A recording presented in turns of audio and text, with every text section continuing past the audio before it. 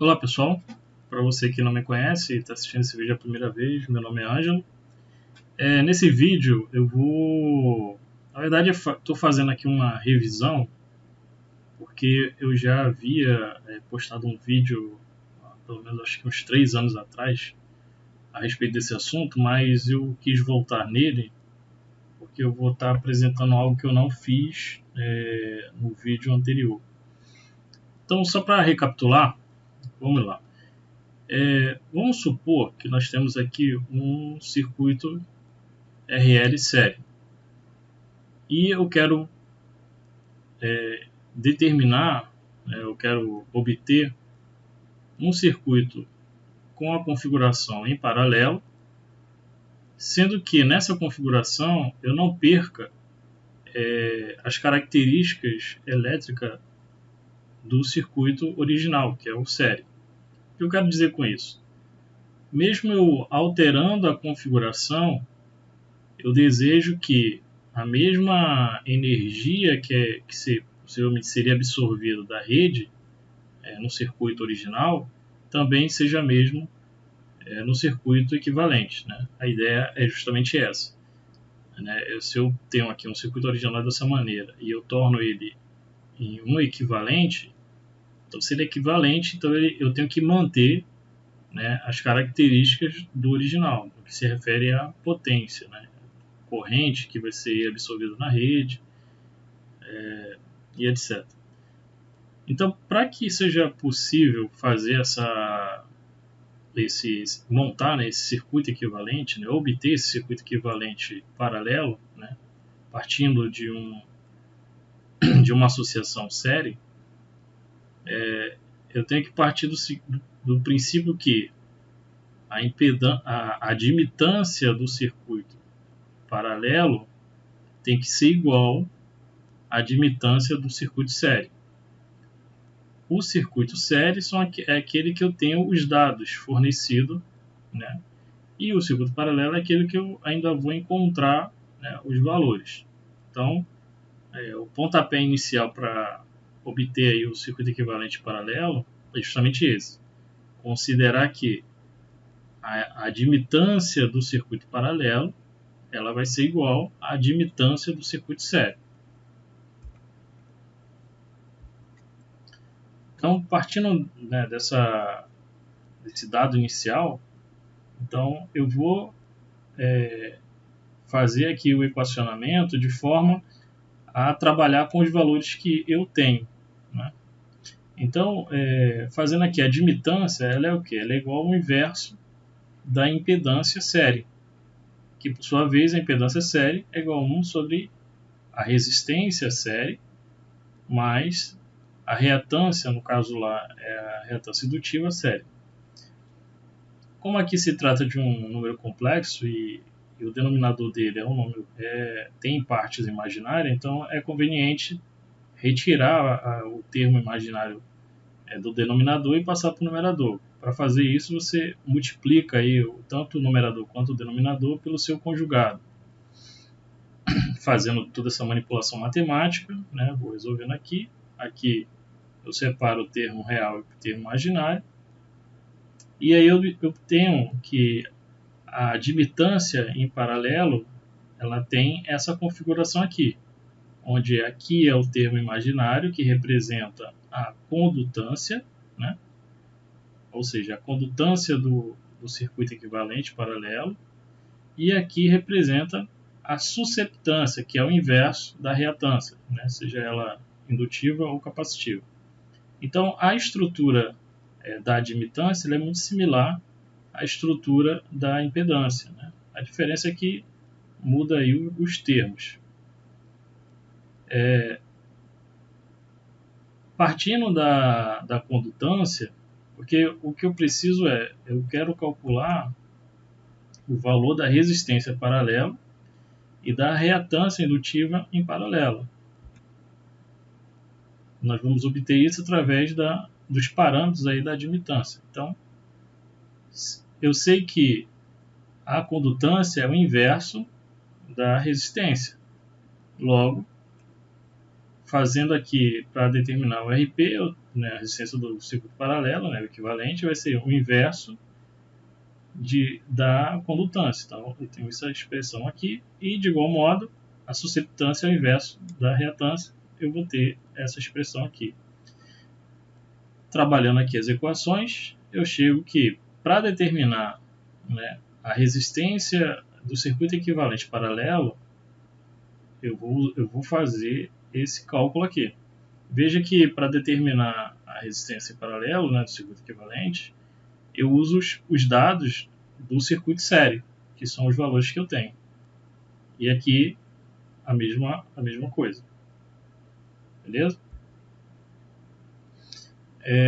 Uma outra maneira também, né, de representar ou de obter, né, os parâmetros lá da resistência do circuito equivalente paralelo e a reatância do circuito equivalente paralelo é trabalhar com as relações trigonométricas, né? Então, sabendo que a admitância, né, do circuito paralelo tem essa estrutura, então eu posso dizer que eu tenho aqui 1 sobre RS menos 1 sobre RXS, e aí eu vou ter a seguinte situação. 1 sobre RS está associado à condutância, que também é dada por 1 sobre RP. Esse RP é a resistência equivalente do circuito paralelo. Então, fazendo essas analogias aqui, essas comparações, eu tenho que o inverso, né, ou a condutância do lado do circuito equivalente paralelo vai ser igual ao inverso ou seja, vai ser 1 sobre Z, né, ou seja, a impedância do circuito série vezes o cosseno. Então, eu posso também definir a resistência do circuito paralelo em função da impedância dividido pelo cosseno de θ. Veja que aqui ocorre uma diferença, né? Lá no circuito série, a resistência ela é dada pela impedância vezes o cosseno. Mas aqui, no caso do circuito equivalente paralelo, a impedância, a resistência, né, do circuito paralelo é dada pela a impedância do circuito série dividido pelo cosseno da impedância do circuito série. Ou seja, esse ângulo aqui é referente ao circuito série. Então, veja que se obtém, né, os parâmetros do circuito equivalente dos valores, né, obtidos lá no circuito série. Então, isso aqui, né,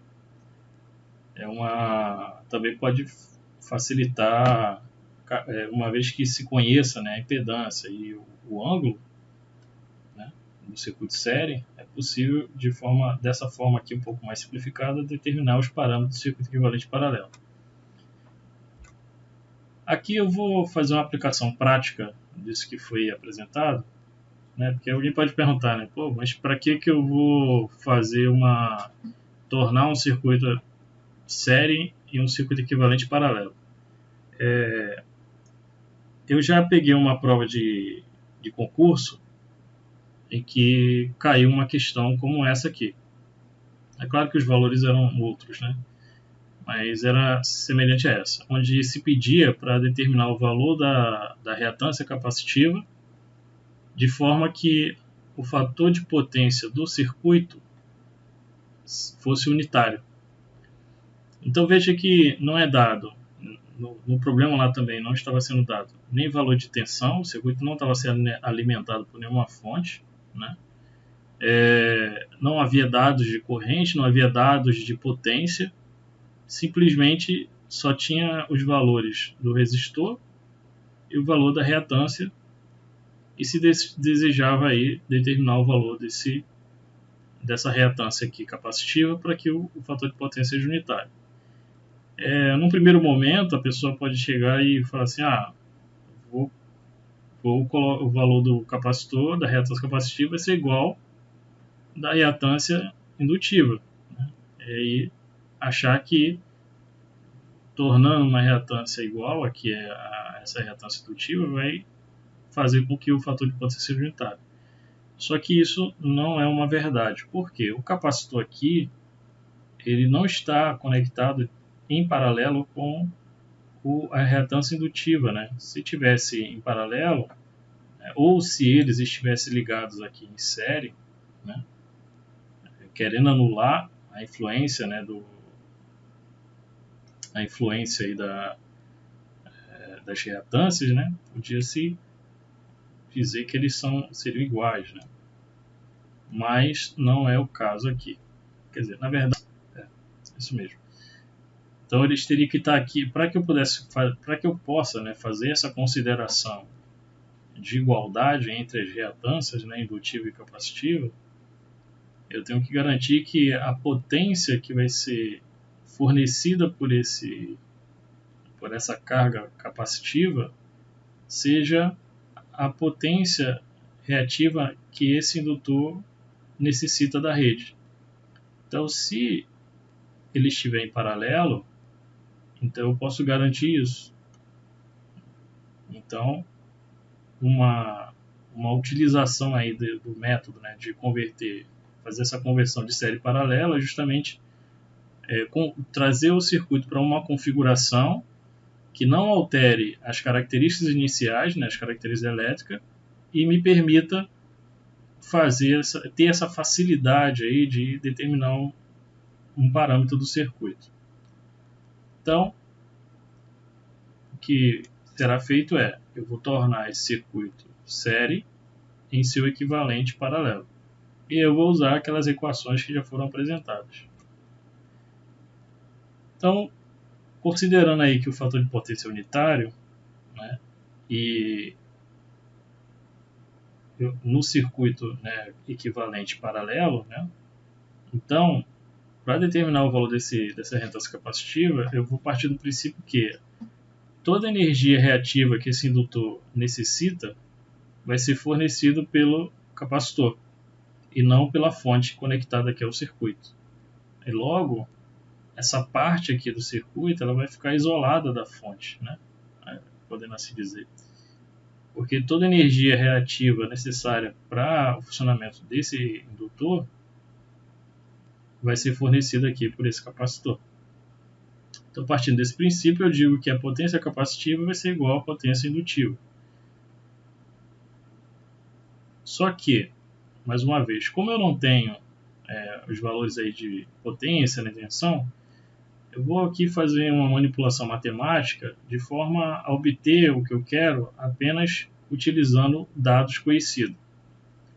De uma forma aqui, né, nessa comparação, eu tenho que a potência é igual a tensão ao quadrado sobre xc, né, que é a reatância, uma vez que a tensão aqui está alimentando aqui de forma igual os dois elementos, né? E aqui a potência reativa, né, do indutor aqui vai ser a tensão ao quadrado sobre xp. Lembrando lá daquela equação lá que a impedância, né, a reatância do circuito equivalente paralelo pode ser definida como sendo a impedância do circuito série dividido pelo seno do ângulo do circuito série. Fazendo aqui uma substituição, né, manipulando aqui matematicamente, podemos determinar que a reatância capacitiva é dada por essa expressão aqui.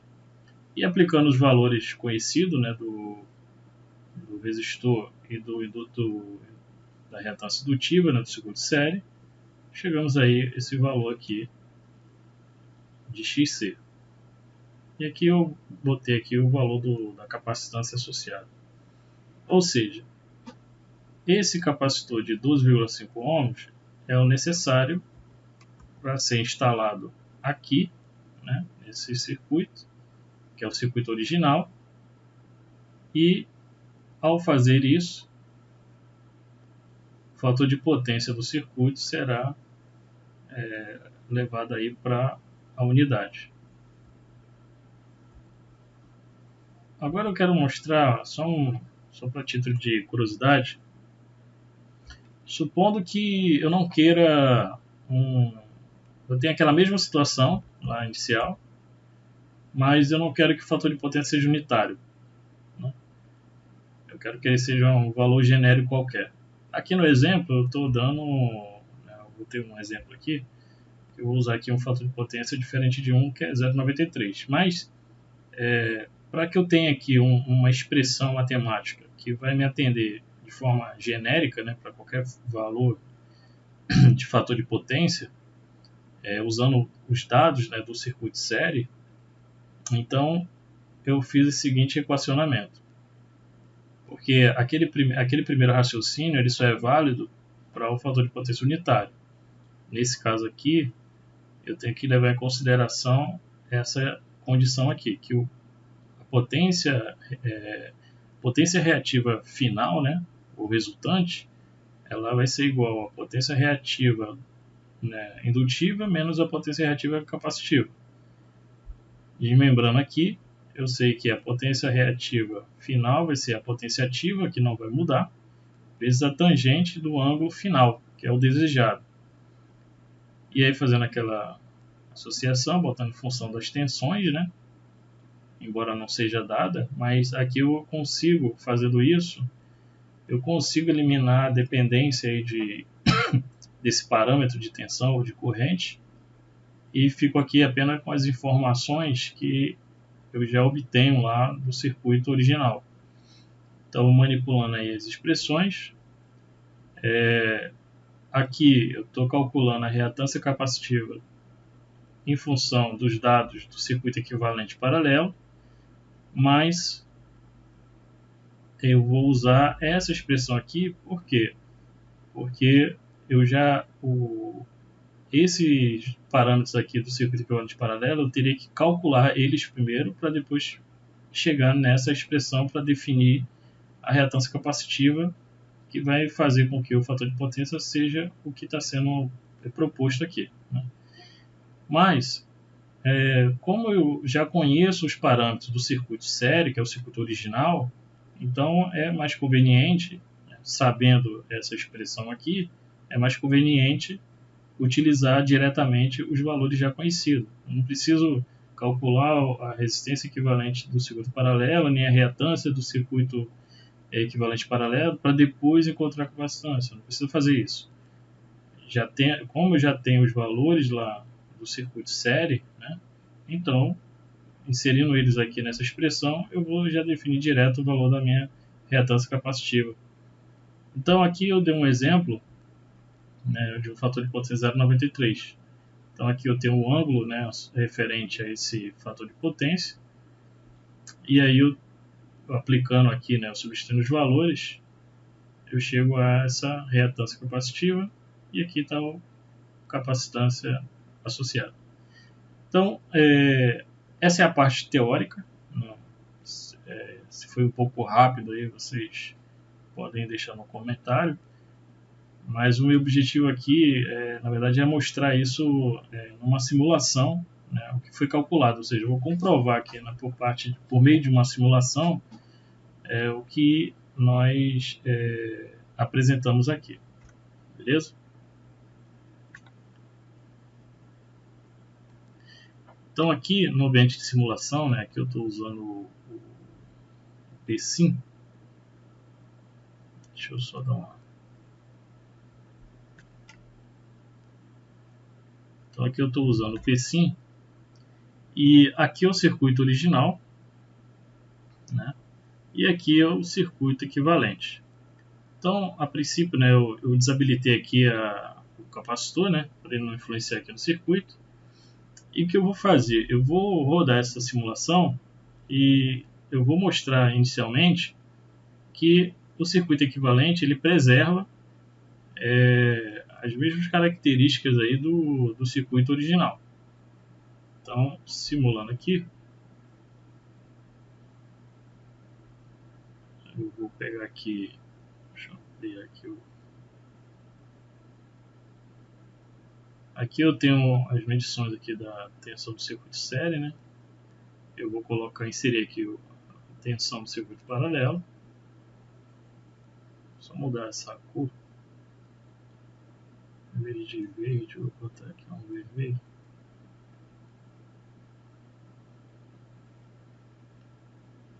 E aqui eu vou inserir a corrente do circuito paralelo. Aqui está azul, tá ok. Para poder a gente observar aqui, eu vou dar um zoom aqui.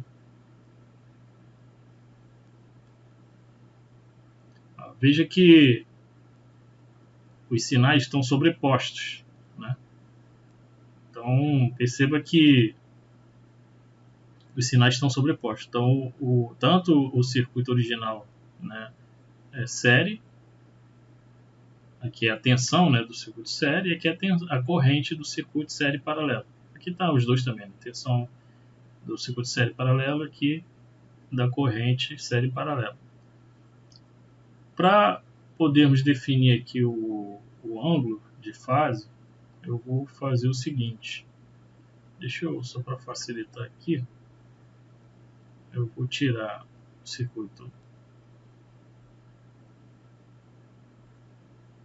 Aqui eu vou tirar a tensão.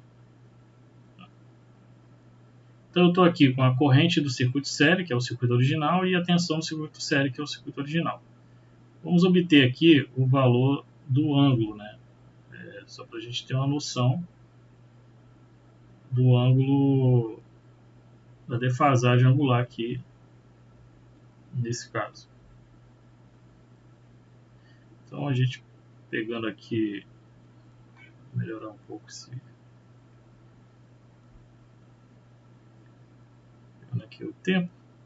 Então assim, vou pegar aqui o cosseno. Aqui ele é configurado em radianos, tá? Então o ângulo é o que? É ômega t, né? Então, ou seja, 2πf, né, vezes o tempo. Então eu tenho aqui, ó, 2π, não, 2 vezes f, né, vezes π, vezes o tempo. E eu tenho um ângulo aqui de aproximadamente 0,6, né? Se eu fizer aqui o arco cosseno desse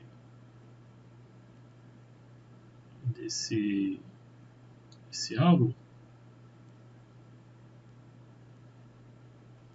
tem uma coisa estranha aqui. Vamos lá. Se eu pegar aqui, ó, o ângulo, eu vou pegar 120 vezes o tempo vezes 180. Veja que dá 53,13, que é basicamente o ângulo, né, que é o ângulo lá do circuito original. Ou seja, o circuito original tem um ângulo de 53,7 graus e o fator de potência é 0,6. Mas agora eu quero,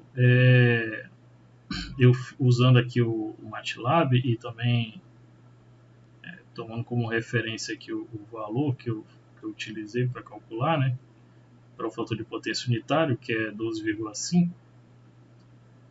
Então, voltando lá, capacitor aqui, para 12,5, eu vou substituir aqui esse capacitor e usar esse aqui.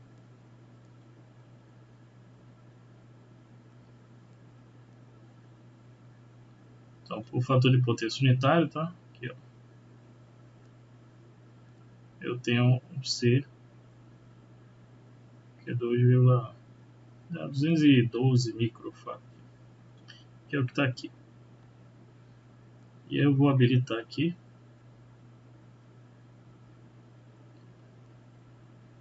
Vamos lá.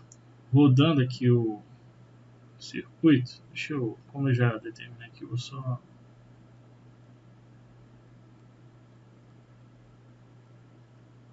habilitar aqui. Vamos lá. Então, esse ângulo ele tem que ser, esse fator de potência agora, ele tem que ser unitário. ou seja, não há defasagem entre não deve haver defasamento ali entre sinal de tensão e corrente. Eu vou colocar os dois juntos aqui. Se nós observarmos aqui, ó, veja que... Deixa eu dar uma ajustada melhor aqui.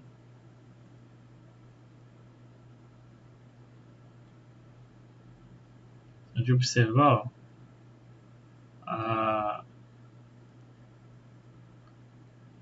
a tensão e a corrente, elas estão em fase, tá vendo? Quando começa aqui, a tensão e a corrente, elas estão juntas. Então, aqui elas estão em fase. Agora, eu vou aqui usar a forma genérica, né? Eu quero que o fator de potência seja de 0,93. Então, eu vou usar aqui o outro capacitor, que já foi calculado, que para 0,93...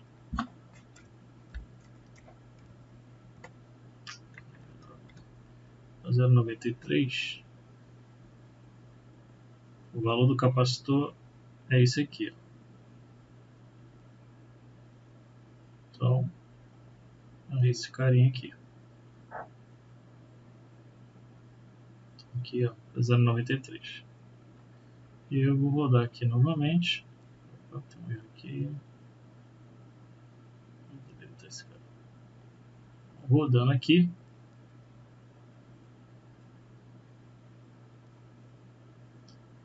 Aí agora,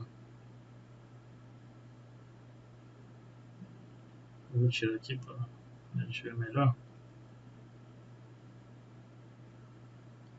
Deixa eu pegar aqui, ó.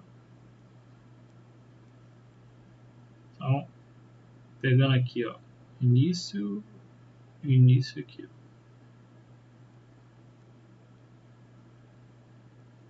Então vamos lá, 0,93, né?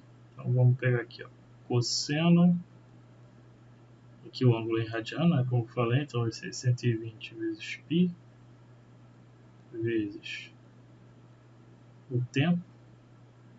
Isso é igual, ó, veja aqui o tempo, veja aqui, ó, aproximadamente 0,93, ó. Então, perceba que usando esse método, né, de converter aqui, né, para uma situação como essa, de um circuito série para um circuito paralelo,